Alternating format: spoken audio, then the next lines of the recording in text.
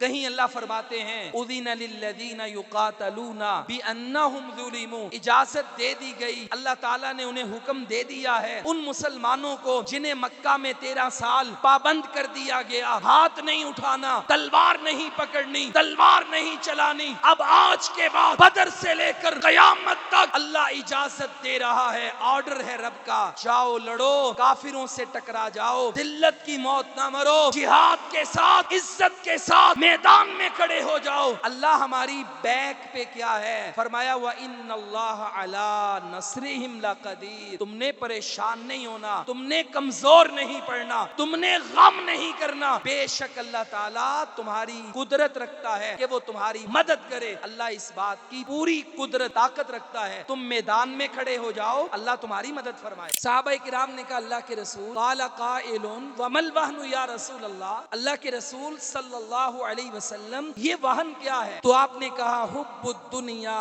و کراہیت الموت، کہ جب مسلمان دنیا کی محبت میں مبتلا ہو جائیں گے اور موت سے نفرت کریں گے۔ دنیا کی محبت ہر بندے کو، ہر ملک کو، ہر بادشاہ کو، ہر وزیر اعظم کو، ہر آرمی چیف کو، ہر چیف جسٹس کو، دنیا میں جتنے بھی عہدے دار یا نیچے عوام ہیں، انہیں دنیا کی لت پڑ جائے گی کہ بس دنیا، میرے پاس کیا ہے، میرا بینک بیلنس کتنا ہے، میری کوٹھیاں فارم ہاؤس کتنی ہیں، میری اولاد کیا کرے گی، میں کل کیا کروں گا۔ جب یہ لوگ دنیا کی محبت میں مبتلا ہو جائیں گے اور جب بات آئے گی مرنے کی، اللہ کے راستے میں پیش ہونے کی، جانیں قربان کرنے کی، شہادت کے جام پینے کی، دشمن کا مقابلہ کرنے کی، تو یہ لوگ گھبرائیں گے، موت سے ڈریں گے، ایسا راستہ تلاش کریں گے کہ جس میں مرنا نہ پڑے۔ فرمایا جب یہ بیماری میری امت میں آ جائے گی تو اللہ رب العالمین اس کے اوپر ساری امتوں کو چھوڑ دے گا، وہ انہیں کاٹنا شروع کر دیں گے، ظلم و ستم کا نشانہ بنائیں۔ قال تعالى في مقام آخر يا أيها الذين آمنوا إن تنصروا الله ينصركم ويثبت أقدامكم رب اشرح لي صدري ويسر لي أمري واحلل عقدة من لساني يفقهوا قولي رب زدني علما اللهم صل على محمد وعلى آل محمد كما تحب وترضى۔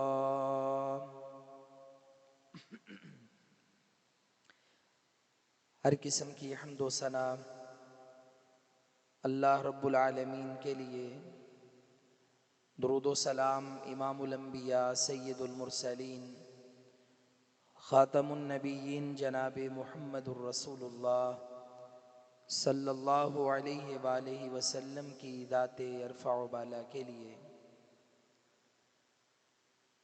اللہ رب العالمین نے اسلام اور ایمان کے ساتھ ساتھ یہ جتنے بھی لوگ کلمہ پڑھنے والے ہیں، مسلمان ہیں، مومن ہیں، تو اللہ تعالیٰ نے آزمائش، پریشانی، یہ سلسلہ ان سب کے ساتھ ساتھ رکھا ہے۔ یہ ہو ہی نہیں سکتا کہ انسان اللہ اور اس کے رسول کا کلمہ پڑھنے والا ہو اور اس کے مقابلے میں ابلیسی قوتیں، ابلیس کے اشارے پر، کہ جس نے اللہ رب العالمین کے سامنے قسمیں اٹھا اٹھا کر اولاد آدم کو گمراہ کرنے کی باتیں کی ہیں، اور وہ یہ مشن اور ٹارگٹ بنا کے آیا ہے کہ وہ ایمان والوں کے خلاف قوت کھڑی نہ کرے، لوگ کھڑے نہ کرے، عباد الرحمن کے مقابلے میں وہ اپنے بندے رکاوٹ کے طور پہ کھڑے نہ کرے۔ یہ ایسا ہو ہی نہیں سکتا۔ اللہ تعالیٰ نے روز اول سے ہی مسلمانوں کے ساتھ یہ معاملہ رکھا ہے کہ مسلمان جب کلمہ پڑھتے ہیں، اللہ اور اس کے رسول کی اطاعت و اتباع کے راستے پہ چلتے ہیں، تو یہ ظالم قوتیں مسلمانوں کے مقابلے میں کھڑی ہو جاتی ہیں، سازشوں کے ریکٹ بچھاتی ہیں۔ اور اللہ رب العالمین نے اسی بات کا ذکر قرآن مجید میں کیا ہے، فرمایا ام حسبتم ان تدخلوا الجنہ ولما یأتکم مثل الذین خلو من قبلکم، کیا تم نے اس بات کا گمان کر لیا ہے کہ اللہ تعالیٰ کی جنت پانا یہ بہت آسان ہے، حالانکہ اس سے پہلے بھی تمہارے پاس پہلی لوگوں کی مثالیں، امتوں کی مثالیں آئی ہیں کہ جنہیں اللہ تعالیٰ نے تکالیف سے، پریشانیوں سے دوچار کیا۔ مستہم البأساء والضراء، ان پہ بڑی پریشانیاں آئیں، مشکلات آئیں، حتیٰ یقول الرسول والذین آمنوا معہ، پریشانیاں اس قدر بڑی تھیں، قحط سالی، دشمن کے حملے اور آزمائشیں اتنی زور آور تھیں کہ یہاں تک کہ اللہ کے رسول اور ایمان والے جو ان کے ساتھ تھے وہ بھی پکار اٹھے، وَزُلْزِلُوا، بری طرح ہلا دیے گئے، وہ بھی یہ بات کہنے لگے متی نصر اللہ، اللہ تعالیٰ کی مدد کب آئے گی، اللہ کی مدد کب آئے گی۔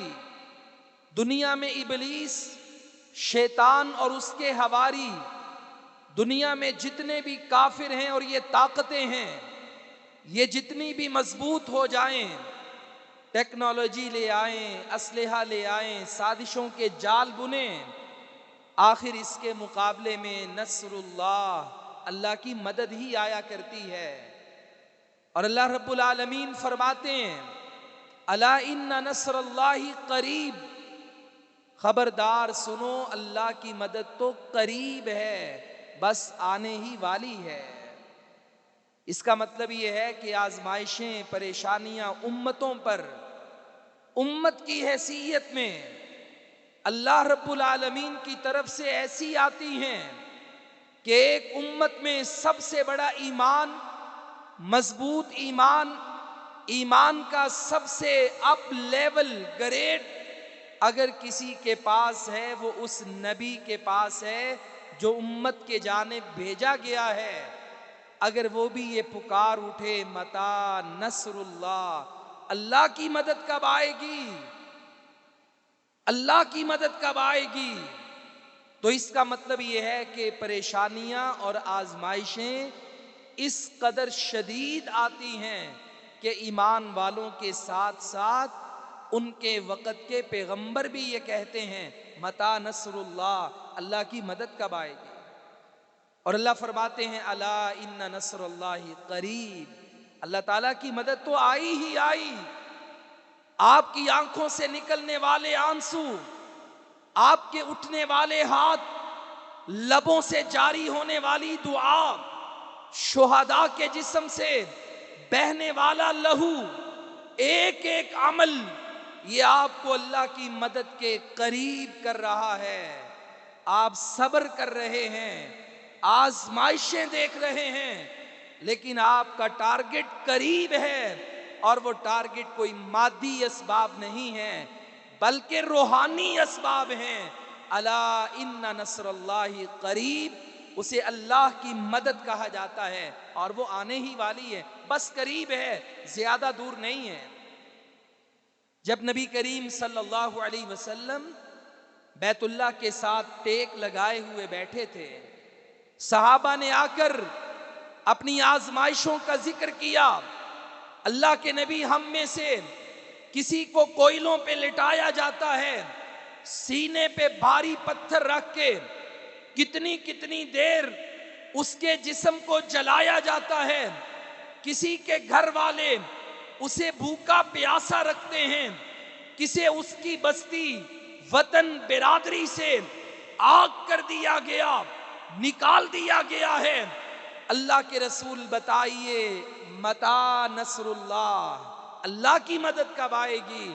تو نبی پاک علیہ السلام نے صحابہ سے کہا الا تستعجلون، کیا تم اللہ کی مدد کے بارے میں جلدی کر رہے ہو؟ اللہ کی مدد اپنے وقت پہ آتی ہے. اللہ کے فیصلوں کا ایک وقت لکھ دیا گیا ہے.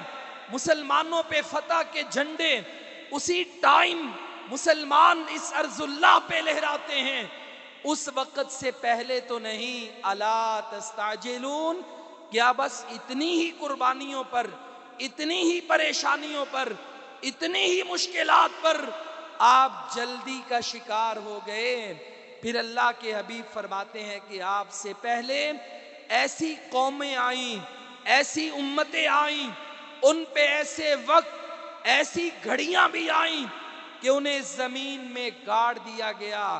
ظالم کافروں نے، ابلیس کے جتنے بھی اہلکار، ظالم اللہ کے دشمن باغی زمین پہ مقابلے میں آئے، انہوں نے آری چلا کے جسم کو 2 ٹکڑوں میں کاٹ کے رکھ دیا. بتاؤ کوئی مکے میں ابھی ایسی مثال ہے؟ کچھ ایسے بھی آئے کہ لوہے کی کنگھی اس کے جسم پہ رکھ کر کھینچ دی گئی، زندہ انسان کو ٹکڑوں میں تقسیم کر دیا گیا. بتاؤ کوئی ایسا بھی ابھی ظلم ہوا ہے؟ اللہ کے رسول صحابہ کرام کو تسلی دے رہے ہیں اور فرماتے ہیں اللہ کی مدد میں جلد بازی نہیں کرنی. الا ان نصر اللہ قریب. ایفٹ کرو، زور لگاؤ، محنت کرو، دین پہ ڈٹ جاؤ، کلمے پہ استقامت دکھاؤ، باطل طاغوتی قوتوں کا مقابلہ کرو اور ایک سامنے ہدف رکھ لو، الا ان نصر اللہ قریب.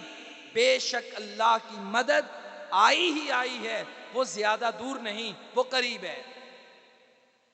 اب یہ جو آج سے پہلی آزمائشیں، پریشانیاں گزری ہیں، آج کے دور میں ہم ان پر اندازہ لگائیں کہ جیسے آج ہمارے غزہ کے حالات ہیں اور اوور آل امت مسلمہ کی حالت ہے، اس کے مقابلے میں، آج کے حالات کے مقابلے میں اس دور کی پریشانیاں ہم دیکھتے ہیں، اور وہ پریشانیاں آج کوئی زیادہ تو نہیں ہیں. اس دور میں کھانے پینے کے لیے نہیں، مسلمانوں کے پاس کوئی طاقت نہیں، مسلمانوں کے پاس کوئی ملک نہیں، مسلمانوں کے پاس کوئی حکومت نہیں، مسلمانوں کے پاس کوئی سلطان نہیں، لیکن آج مسلمانوں کے پاس طاقتیں ہیں. 58 اسلامی ملک ہیں، اور اللہ کے حضور علیہ السلام کی دعا ہے کہ جب آپ نے فرمایا ان اللہ زوالی الارض، میرے رب نے ساری زمین کو سمیٹ کر میرے سامنے کر دیا. فرأیت مشارقہا ومغاربہا، میں نے جہاں جہاں سورج نکلتا ہے ان مشرقوں کو دیکھا، جہاں جہاں سورج غروب ہوتا ہے میں نے ان مغارب کو دیکھا، شمال کو دیکھا، جنوب کو دیکھا، ساری زمین میرے سامنے ہے. اور اللہ مجھے بشارت سنا رہے ہیں، اور اللہ کے حضور ہمیں فرما رہے ہیں، کہا جہاں جہاں تک اس زمین کی حدود ہیں وہاں وہاں تک میری امت کی بادشاہت جائے گی، غلبہ اسلام کو ملے گا. میں نے اسی موقع پہ اللہ سے دعا کر دی، اللہ سألت ربی، میں نے اپنے رب سے مانگا میری امت پر ایک ہی وقت قحط سالی آ جائے، ساری امت روزی روٹی پانی کے لیے ترس جائے. اللہ تو کبھی ایسے نہ کرنا میری امت پہ دشمن مسلط ہو جائے، وہ میری امت کی نسل کشی کرے، ساری دنیا میں، سارے ممالک میں دشمن غالب ہو جائے. اللہ تو ایسا کبھی نہ کرنا. میرے رب نے اپنے نبی کی دعا قبول کر لی ہے. یہی وجہ ہے کہ اگر شورش افغانستان میں ہوتی ہے، نیٹو فورسز افغانستان پہ حملہ آور ہیں، تو پاکستان اس سے محفوظ ہے، بنگال اس سے محفوظ ہے، ایران اس سے محفوظ ہے. اگر آج غزہ پہ دشمن مسلط ہوا ہے، سارے عرب ممالک فی الحال اس سے محفوظ ہیں. اردن محفوظ ہے، مصر محفوظ ہے. یعنی بڑی بڑی مشکلات، آزمائشیں دیکھ رہے ہیں، لیکن جیسی آزمائشیں کل تھیں ابھی تک امت ان آزمائشوں سے محفوظ ہے. یہ نبی کی دعا کا ثمر ہے صلی اللہ علیہ وسلم. جو آپ نے دعا کر دی آج اسی دعا کا ثمر ہے کہ ایک وقت میں دشمن سارے اسلامی ممالک پہ غالب نہیں ہے. ایک وقت میں سارے اسلامی ملکوں میں قحط سالی نہیں ہے. ایک وقت میں ساری امت کی نسل کشی شروع ہو جائے ایسا نہیں ہے. اور اتنی مشکلات پریشانیوں کے باوجود اللہ کے رسول اپنے صحابہ کو قرآن مجید اپنے ماننے والوں کو کہتا ہے الا ان نصر اللہ قریب. اللہ کی مدد تو آنے والی ہے. لیکن آج ہم اللہ کی مدد سے دور کیوں ہو گئے؟ قرآن تو وعدے کر رہا ہے. اللہ تعالیٰ کہتے ہیں کتب اللہ لاغلبن انا ورسلی. یہ بات اللہ نے لکھ دی ہے اور اللہ تعالیٰ کا لکھا ہوا بدل نہیں سکتا, کہا ہوا ٹال نہیں سکتا. دنیا کی کوئی طاقت اللہ کے فیصلے کو چیلنج کر دے نہیں ہو سکتا. کتب اللہ لاغلبن انا ورسلی. اللہ کہتے ہیں لکھ دیا ہے اللہ نے, میں نے بھی غالب آ کے رہنا ہے اور میرے رسولوں نے بھی غالب آ کر رہنا ہے. غلبہ اسلام کا ہے, غلبہ اللہ کے دین کا ہے, غلبہ اللہ کے نظام کا ہے. ان اللہ قوی عزیز. اللہ فرماتے ہیں یہ کیوں لکھا ہے؟ بے شک اللہ تعالیٰ بہت قوت والا, سب پر غلبے والا ہے. اللہ تعالیٰ جب قوتوں والا ہے, غلبے والا ہے, اس نے لکھ دیا ہے لَأَغْلِبَنَّ, ضرور ضرور غالب آئیں گے, آنا ورسولی, میں اور میرے رسول. کہیں اللہ فرماتے ہیں اذن للذین یقاتلون بانہم ظلموا, اجازت دے دی گئی, اللہ تعالیٰ نے انہیں حکم دے دیا ہے ان مسلمانوں کو جنہیں مکہ میں 13 سال پابند کر دیا گیا, ہاتھ نہیں اٹھانا, تلوار نہیں پکڑنی, تلوار نہیں چلانی. اب آج کے بعد بدر سے لے کر قیامت تک اللہ اجازت دے رہا ہے, آرڈر ہے رب کا, جاؤ لڑو, کافروں سے ٹکرا جاؤ, ذلت کی موت نہ مرو, جہاد کے ساتھ عزت کے ساتھ میدان میں کھڑے ہو جاؤ. اللہ ہماری بیک پہ کیا ہے؟ فرمایا وَإِنَّ اللَّهَ عَلَىٰ نَصْرِهِمْ لَقَدِيرٌ. تم نے پریشان نہیں ہونا, تم نے کمزور نہیں پڑنا, تم نے غم نہیں کرنا. بے شک اللہ تعالیٰ تمہاری قدرت رکھتا ہے کہ وہ تمہاری مدد کرے. اللہ اس بات کی پوری قدرت طاقت رکھتا ہے. تم میدان میں کھڑے ہو جاؤ, اللہ تمہاری مدد فرمائے گا. اتنے بڑے بڑے اللہ کے وعدے ہیں اور اللہ تعالیٰ نے اتنا بڑا ٹارگٹ دیا اس امت کو. آج غزہ کے دل دہلا دینے والے حالات, ملبے تلے بچے, رشتے ہوئے خون, 50,000 سے زائد شہادتیں, 1 لاکھ سے زائد زخمی اور 2 ملین ان کی آبادی ہے ٹوٹل صرف اس غزہ کی پٹی کی اور اس کے چند علاقوں شہروں کی. 2 ملین لوگ وہ در بدر ہو رہے ہیں, اسرائیل کے قید خانے میں ہیں, گھیرا تنگ. لیکن اس سب کے باوجود اللہ فرماتے ہیں یریدون ان یطفئوا نور اللہ بافواہہم ویأبی اللہ ان یتم نورہ ولو کرہ الکافرون. لوگو یہ معرکہ غزہ اسرائیل کا نہیں, عرب یہود کا نہیں, بلکہ یہ جنگ مسلمان یہود کی ہے. یہ سارے کافر مل کر چاہتے یہ ہیں اللہ کا نور, دین اسلام, یہ مسلمان, یہ کتاب اللہ کی دعوت, یہ سنت رسول, یہ اسلام کا کلچر, یہ اسلام کے احکامات, انہیں مٹا دیا جائے, انہیں ختم کر دیا جائے. بِأَفْوَاهِهِمْ, جیسے کوئی چراغ کے سامنے بیٹھ کر اور اپنے منہ کے ساتھ پھونکیں مار کے چراغ بجھانا چاہتا ہے. اللہ ان کے پاس تو بڑی ٹیکنالوجی ہے, بڑی پاورز ہیں, ایئر پاورز ہیں, بڑی بڑی افواج ہیں. اللہ کہتا ہے نہیں, بِأَفْوَاهِهِمْ, یہ جتنی بھی طاقت لے کر میدان میں آ جائیں, مسلمان کے مقابلے میں آ جائیں, ان کی حیثیت بس اتنی ہے کہ جیسے کوئی چراغ کو اپنے منہ سے بجھاتا ہے.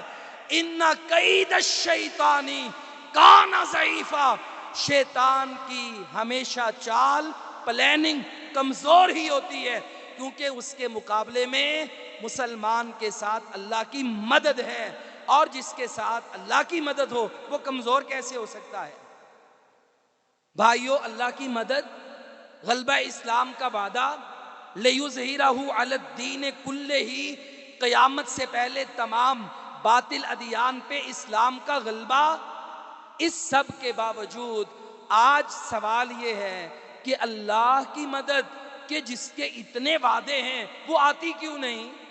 مسلمان دن بدن پستا جا رہا ہے، غزہ تباہ ہوتا جا رہا ہے، اسرائیل اس پہ قبضے کی بات کر رہا ہے، ساری امت سوئی پڑی. اللہ کا ایک قاعدہ ہے، وہ قاعدہ کیا؟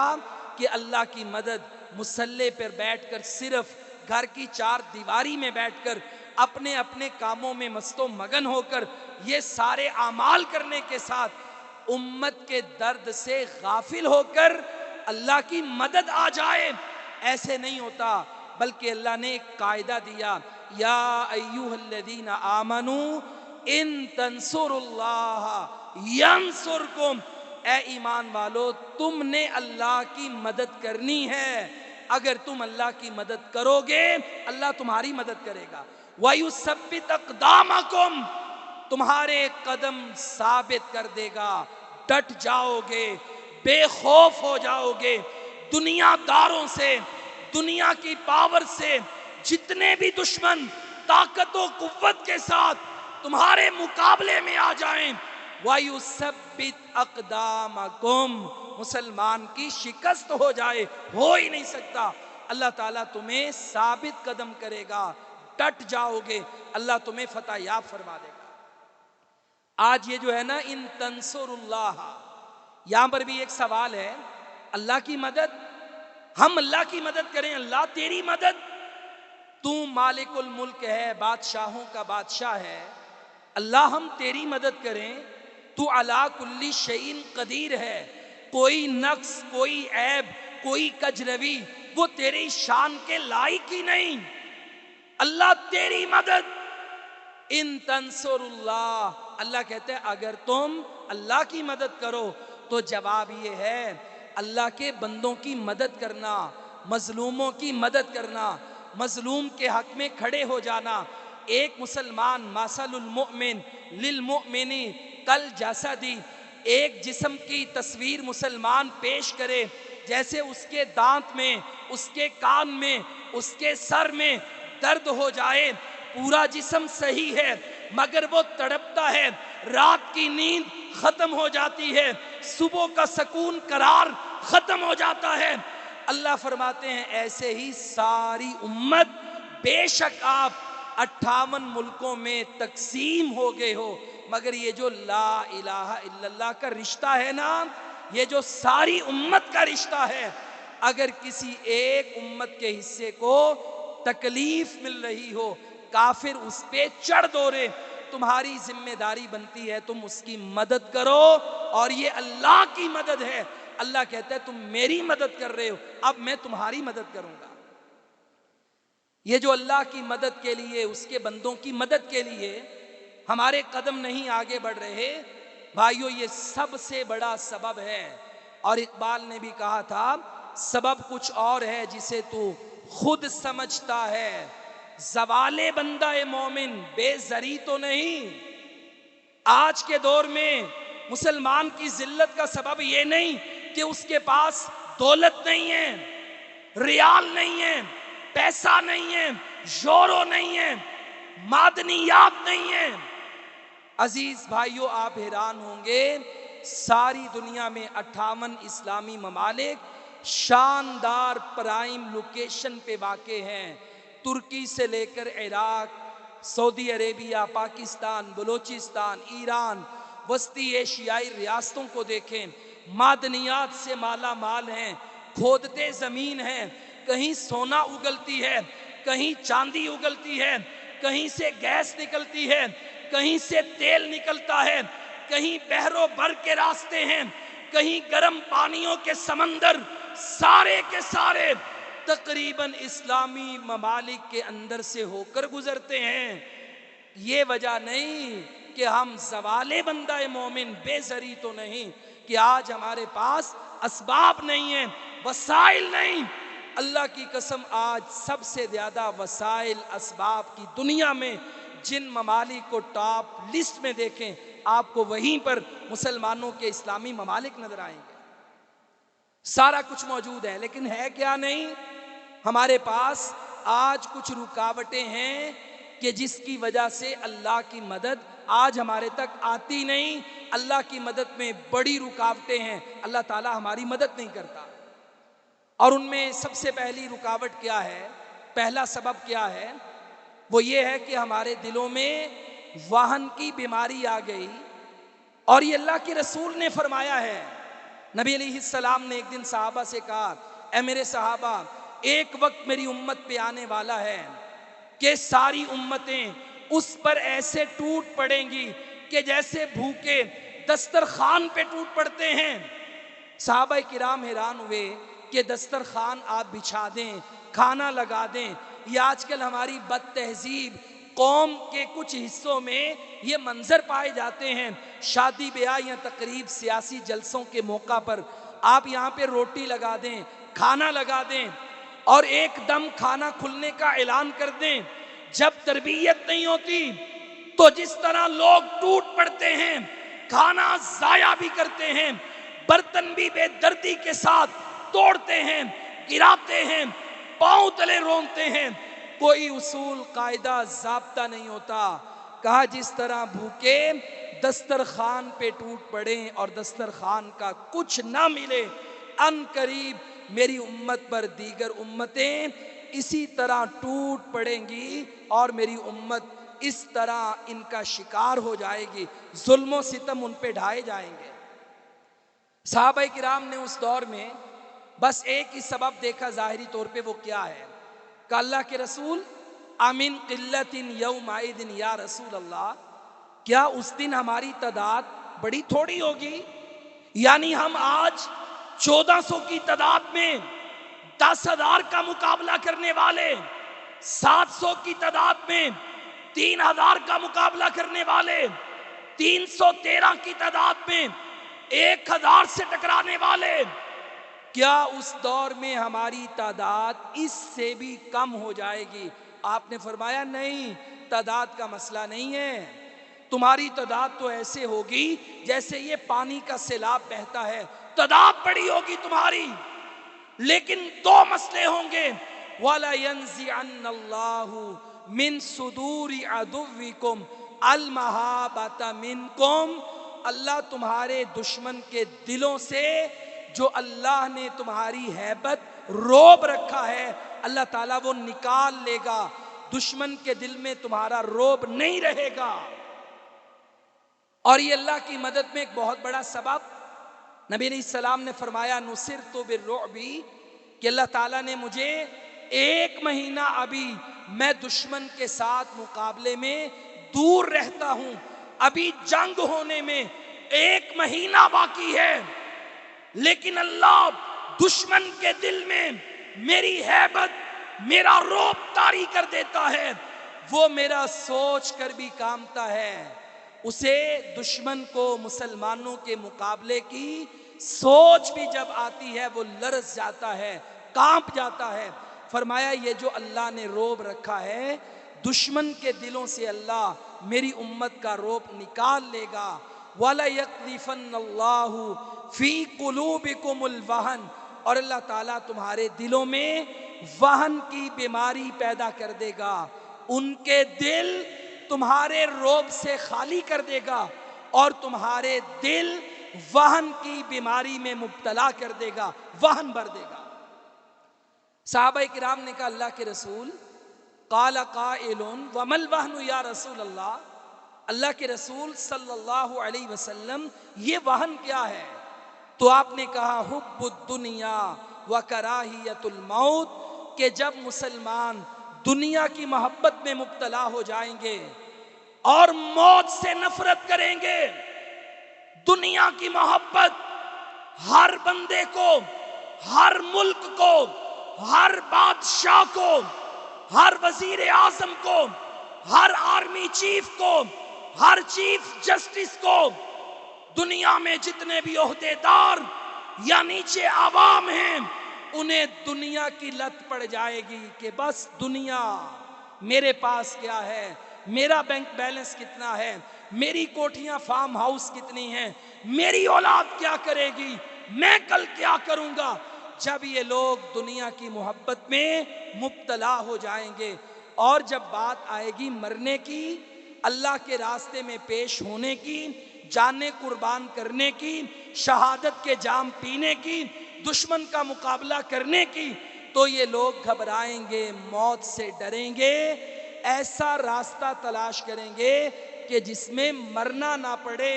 فرمایا جب یہ بیماری میری امت میں آ جائے گی تو اللہ رب العالمین اس کے اوپر ساری امتوں کو چھوڑ دے گا، وہ انہیں کاٹنا شروع کر دیں گے، ظلم و ستم کا نشانہ بنائیں۔ اور آج آپ دیکھیں یہ بیماری آج صرف بڑوں کی بات نہیں ہے، ہم سب بھی اس میں مبتلا ہیں۔ ہمارے اندر بھی دنیا کی محبت کتنی سرایت کر گئی۔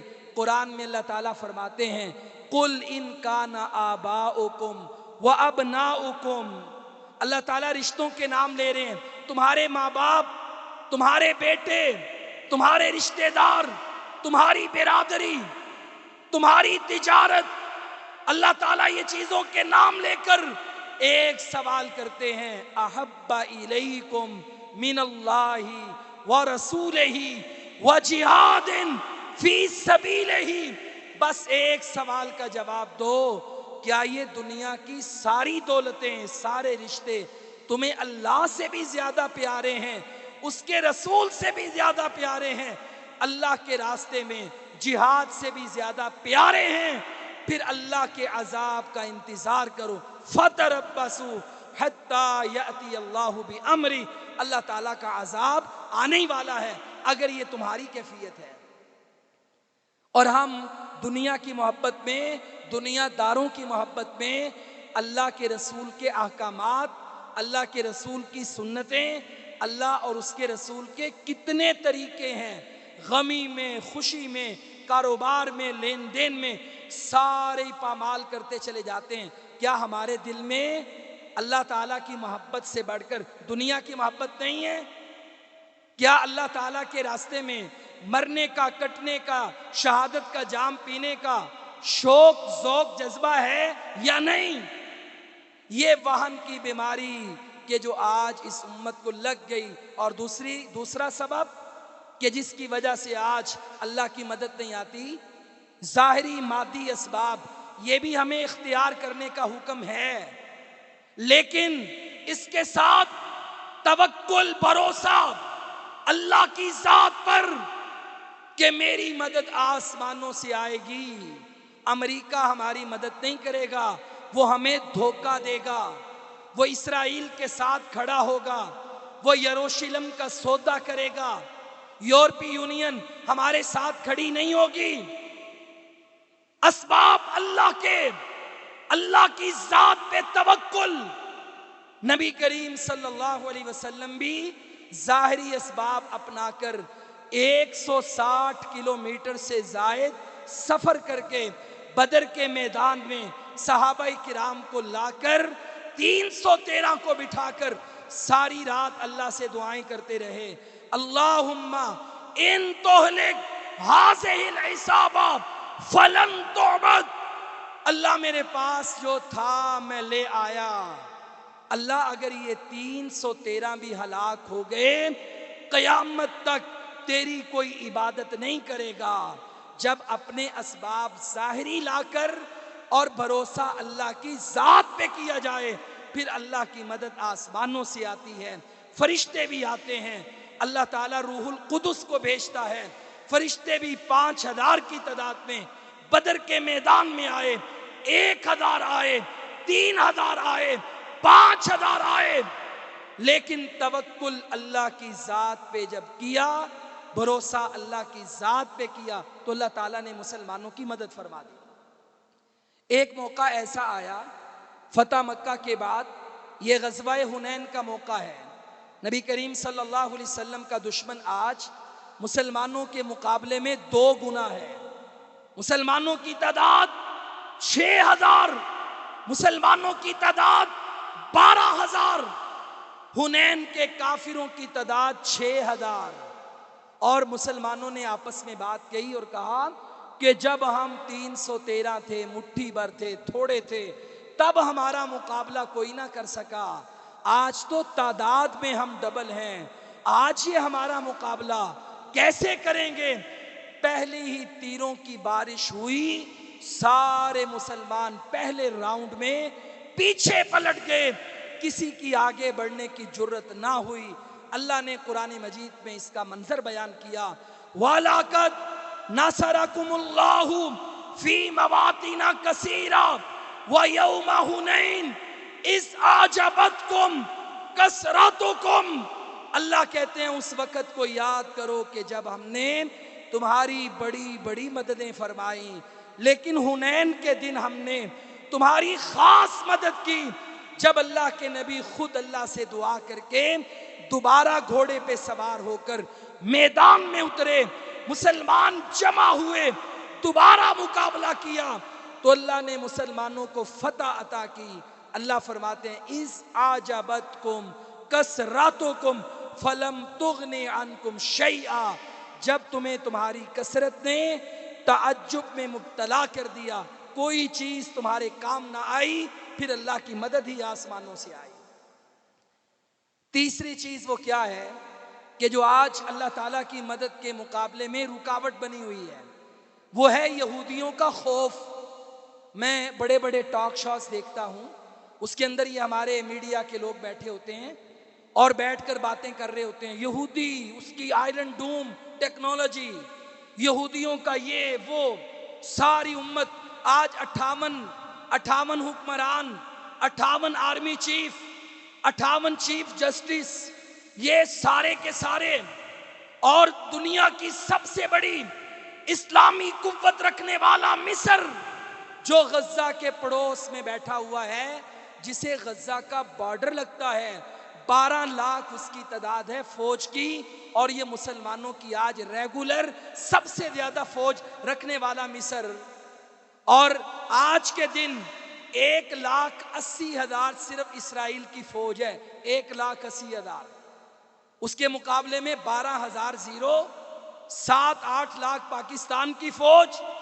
ساری دنیا کے اسلامی ممالک کی افواج کی تعداد 2 لاکھ کے آگے بے بس. اس کا سبب کیا ہے؟ یہودیوں کا خوف دل میں گھسا ہوا ہے. اللہ تعالیٰ یہ خوف نکالنے کے لیے پہلے پارے میں چیپٹر بیان کرتے ہیں، لو یعمروا الف سنہ. یہ نبیوں کے قاتل، اللہ کی کتابوں میں تحریف کرنے والے، قیامت تک جن پہ ذلت رسوائی اللہ نے مسلط فرما دی، جنہیں عارضی عروج تو ملے گا، قیامت تک نہیں ملے گا. جو ہر یہودی یہ چاہتا ہے کم از کم مجھے 1000 سال عمر ملے، وہ مرنا نہیں چاہتے. چند یرغمالی ہیں حماس کے پاس، روتے پھرتے ہیں یہ لوگ، اتنے بزدل.